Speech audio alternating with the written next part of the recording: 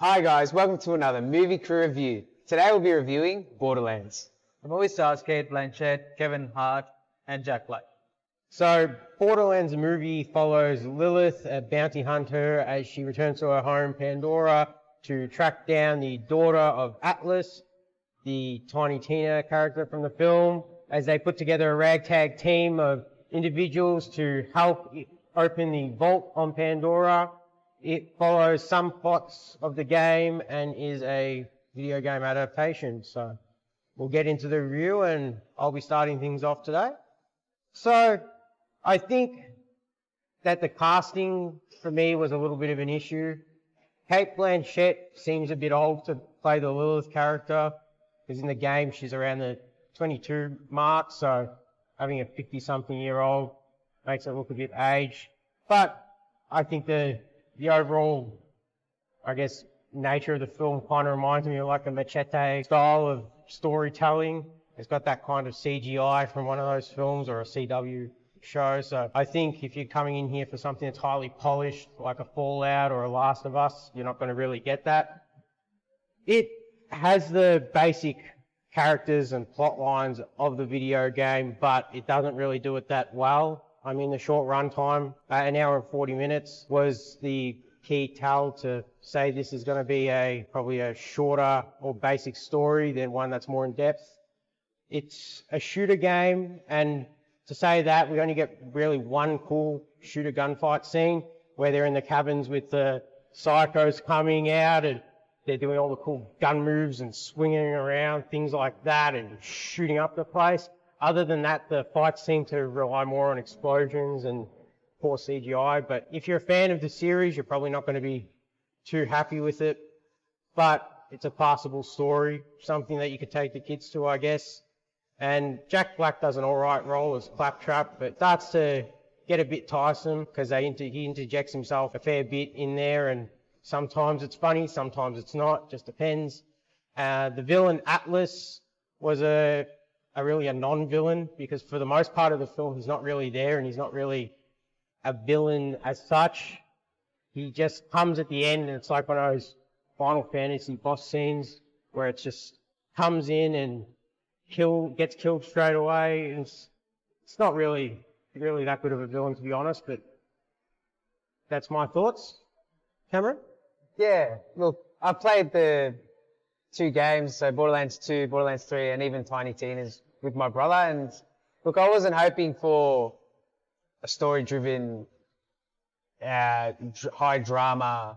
I just wanted an entertaining movie that would take me back and get the memories of playing those games with brother and having the fun times. This movie really didn't do that for me. I mean, the positives I'll take from the movie, it definitely looked like Pandora. The guns looked like the guns. They sounded like the guns. The psychos were probably the best part of the movie. Like, from game to movie, there was no telling apart. They had all the different types of psychos, so they did that perfectly. But everything else, even actually Tiny Tina, I could say, was very close. And even the side characters, so you had Maxie at the bar, and then you had Marcus, which was the gun seller. They sounded exactly the same. They made me think of the game, but everything else just sort of was a drag. Like John said, it's a shooter-looter, and we didn't get a lot of shooting. Like, I just wanted to have a fun time for this movie, and it just, it was a bit too story-driven for me. Just give me more action, make it more fun. I reckon it would have been a lot better. And some of the shots looked very cheap. Some of it made me think, like, this could have been a fan film, because it looked pretty cool, but then just the way it was shot was very cheap looking. But yeah. Okay.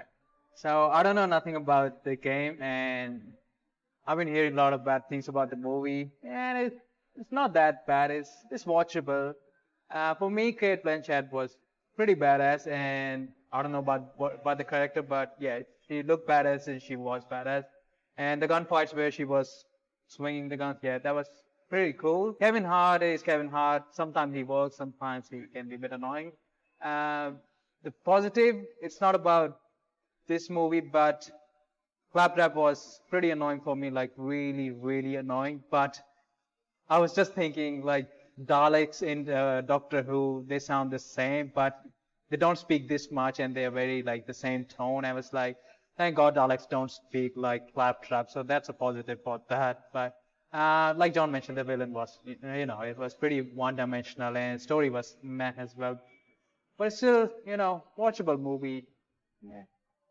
Yeah, I mean, had they spent 120 million wisely, yeah, that's right. It's just Fallout, the whole series cost 150 million, and when you see the quality between the shows, it feels like they took the IP and just said, well, we'll take these elements from the game and just make a story around it. Didn't feel like they consulted too much with at least the writing team of the video games. I mean, they got the set design was fantastic. Yeah, it definitely looked and felt and sounded. I have to emphasize the sound of each different gun, like between the pistol and the shotguns, it sounded exactly like the game. Even when she's swinging her guns, it sounds the same as when you change a gun in the game. So they did that well. But I mean, like Marcus, that was cool.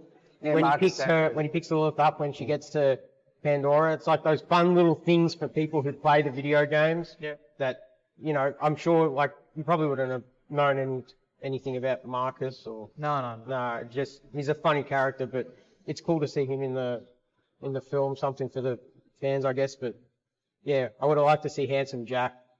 I thought he would have made even if it was like at the end or something, I would have thought he would have been in there at some point, being such a big part of the.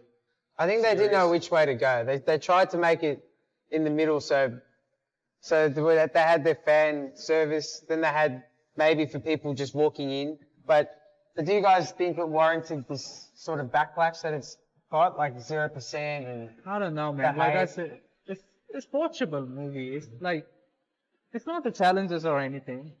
Yeah, John? I mean, look, it's like saying there's a Super Mario Brothers movie warrants backlash like it got the first time they made it, not the one with Chris Pratt. Look, to be honest, yes and no. Yes, if you're a fan of the game and you go to see that, it's very poor of a film when you compare it to like the standout shows that we've seen, like Fallout and The Last of Us, or even like just the Super Mario Brothers last year. That these video game adaptations, they do them so well, so it's not really excusable to have something cost this much and be so poorly developed. But probably not a 0%, maybe like a 20%.